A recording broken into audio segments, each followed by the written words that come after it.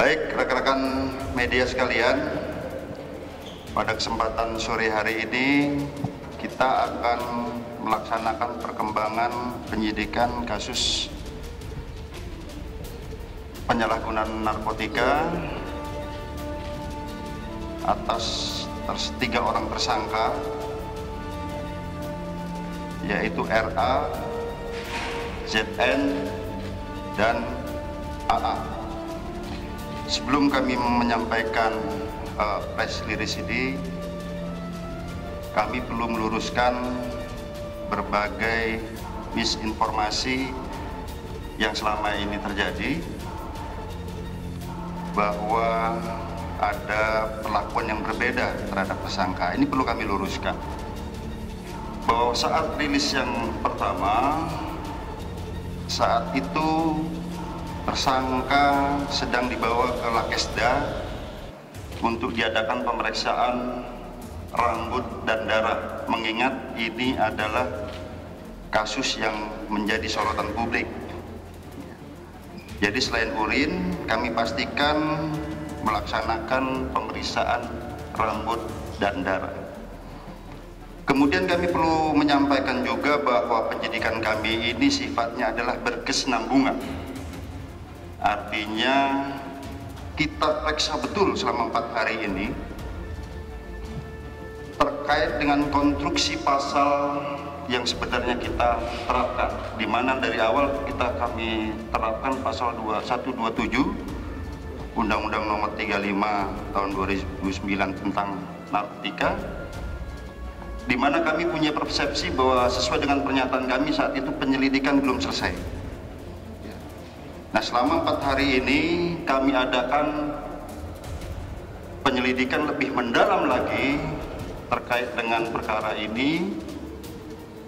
Kami adakan penggeledahan, pemeriksaan bukti-bukti digital, data IT, kemudian pemeriksaan terhadap 3 orang tersangka, sehingga apakah ada kemungkinan berkembang daripada konstruksi pasal yang ada. Apakah ada mens reanya, niat jahatnya untuk memiliki, menyimpan, menguasai, bahkan mengedarkan, artinya menawarkan pada orang lain. Nah, oleh karenanya selama 4 hari ini penyidikan ataupun penyelidikan sementara sudah kami anggap cukup. Nah, yang kedua, kami perlu meluruskan terkait bahwa tersangka ini tidak diproses sebagaimana mestinya, bahwa dalam pasal 127 sebagaimana yang hasil penyelidikan kami tentang pengguna narkoba ini diwajibkan untuk melakukan atau dilaksanakannya rehabilitasi. Itu adalah kewajiban undang-undang. Dan kemudian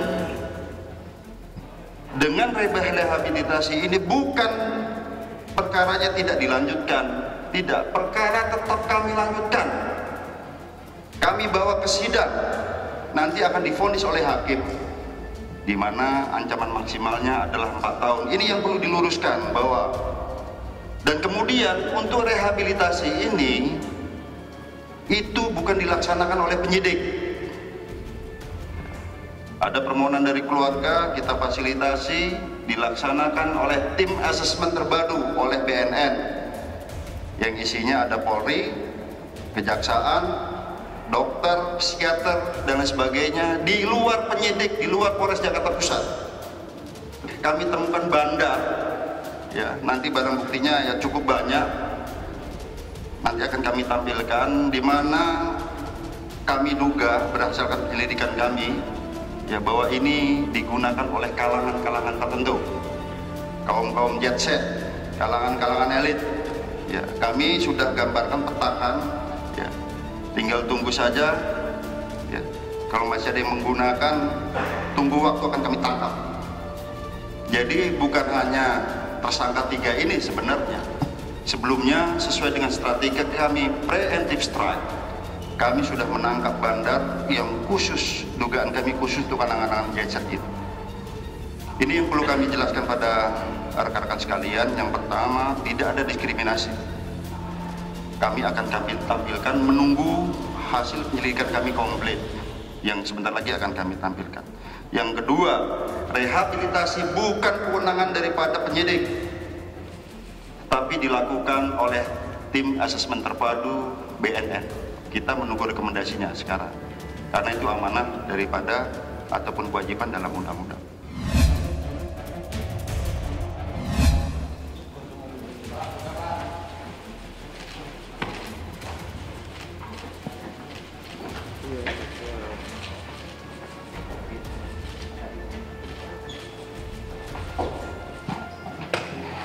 Assalamualaikum warahmatullahi wabarakatuh. Selamat sore kepada semua yang hadir di tempat ini. Saya mengucapkan terima kasih untuk waktu yang telah diberikan oleh rekan-rekan wartawan, rekan-rekan media, pihak polisian, tim pengacara, dan semua yang hadir di tempat ini, termasuk yang akan mendengarkan saya baik secara langsung maupun tidak. Sore hari ini mohon izinkan saya dengan segala kerendahan hati untuk mengucapkan permintaan maaf yang sebesar-besarnya kepada seluruh pihak yang terkait, khususnya kepada keluarga besar saya, sahabat, teman-teman, orang-orang yang mengasihi saya, rekan kerja, dan seluruh pihak yang sudah menaruh kepercayaannya kepada saya. Saya, Nia Ramadhani Bakri, mengakui bahwa yang saya lakukan tidak menjadi sebuah contoh yang terpuji.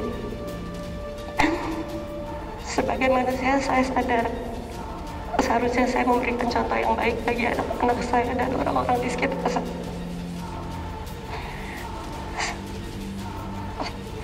Saya berharap melalui pernyataan saya ini, saya bisa dibukakan pintu maaf yang sebesar-besarnya dari semua pihak, terutama sekali lagi yang saya kasih orang tua saya dan seluruh keluarga besar, yang terutama anak-anak saya,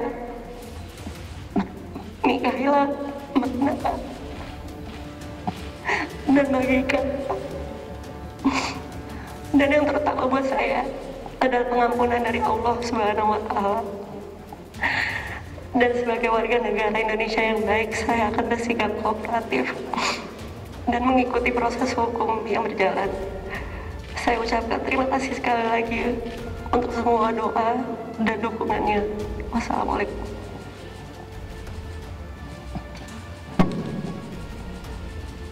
Baik rekan-rekan, tadi sudah kita tampilkan. Dari lawyer ada yang boleh disampaikan? Tidak ada? Cukup? Sudah ya? Jadi tadi sudah kita tampilkan rekan-rekan sekalian ya. Kita menunggu penyelidikan komplit. Selanjutnya kita tampilkan tersangka berikut. Nah, ini yang kita duga sebagai supplier, pengedar untuk kalangan-kalangan tertentu. Jadi sekali lagi bukan kami targetkan pengguna, tapi tetap konsisten, preemptive strike. Dari hulu kita ungkap. Silakan.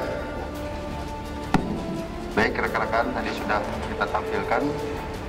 Dari lawyer ada yang boleh disampaikan? Tidak ada? Cukup? Sudah ya? Jadi tadi sudah kita tampilkan rekan-rekan sekalian ya. Kita menunggu penyelidikan komplit. Selamat sore rekan-rekan. Jadi hasil penyelidikan kami untuk tersangka yang mengambil atau supir dari saudara NR ini yang mengambil barang tersebut, jadi barang ini tidak langsung bertemu dengan pengedarnya, melainkan barang itu ditaruh di suatu tempat, istilahnya namanya ditempel ya. Namun sampai saat ini kami masih terus melakukan penyelidikan. Dari data-data yang sudah kami dapat dari pengacara, sudah dari rekan-rekan tim kami yang di lapangan juga masih melakukan penyelidikan. Mudah-mudahan dapat mengungkap atau menangkap siapa pengedar barang tersebut ke 3 tersangka yang sudah kami amankan tadi. Begitu. Kalau kita lihat berkali-kali penekanan dari kata anak itu responnya langsung dalam, respon langsung emosi begitu dalam. Itu poinnya sih. Dari rentetan itu yang dari rentetan tersebut yang membuat ia begitu emosi emosinya begitu terpukul ya, benar-benar itu adalah anaknya dari seluruhan itu rangkaian itu, karena dari gerakan tubuh berkali-kali menunjukkan kesedihan tersebut. Yang digambarkan adalah di sini adalah kesedihan yang begitu dalam. Kemudian dia juga menyeka air matanya. Kalau kamu lihat konten lanjutan dari video itu ya, ada air mata yang diseka, itu air matanya juga menetesnya.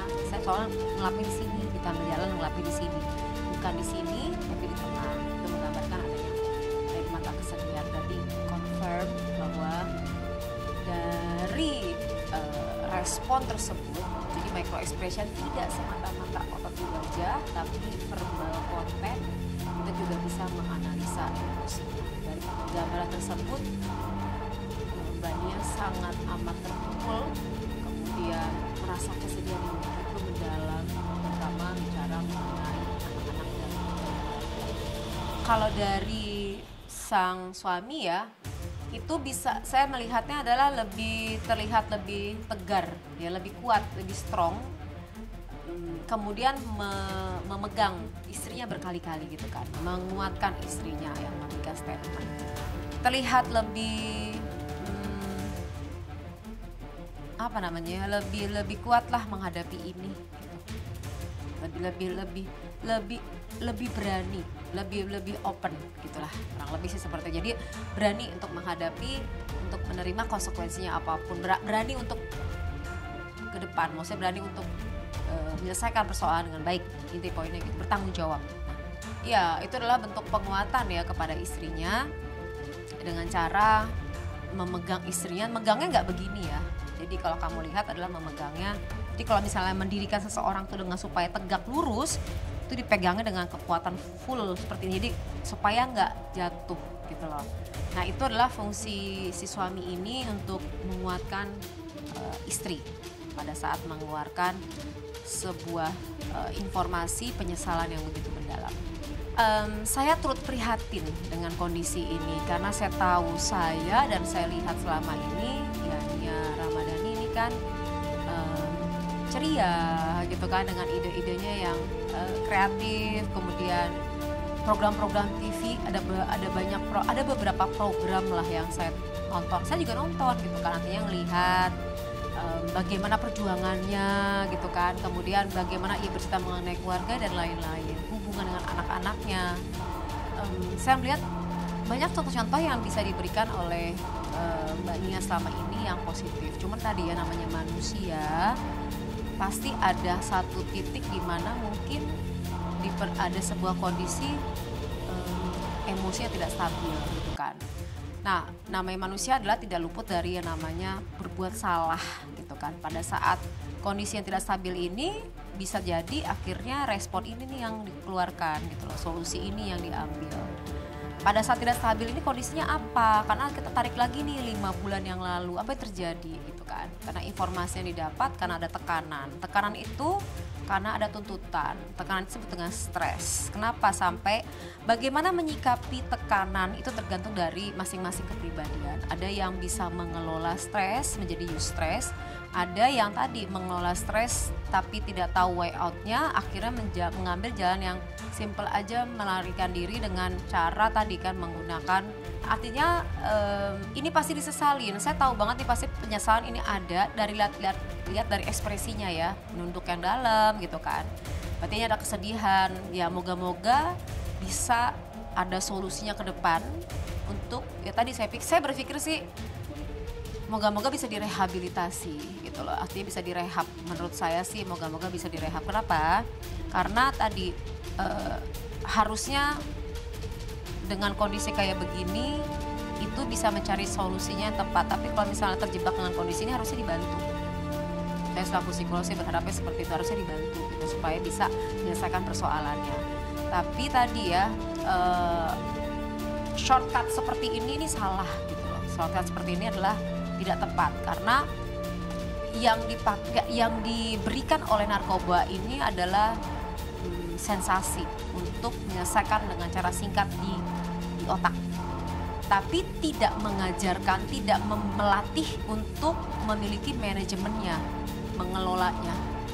Karena besoknya akan dibutuhkan lagi, dan narkoba itu begitu pakai dia akan nambah lagi, itu yang dikhawatirkan ke depannya. Akan mempengaruhi emosinya juga, perilaku, proses berpikirnya dan lain-lain. Banyak sekali akan terpengaruh kolak nanti gitu loh.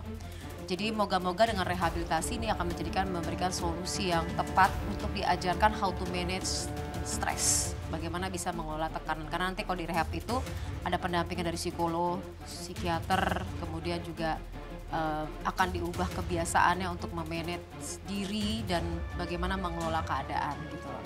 Karena kita harapkan lagi Mbak Nia ini bisa kembali lagi, bisa memberikan contoh yang baik, dan dari pembelajaran dari kejadian ini bisa menjadi pembelajaran bahwa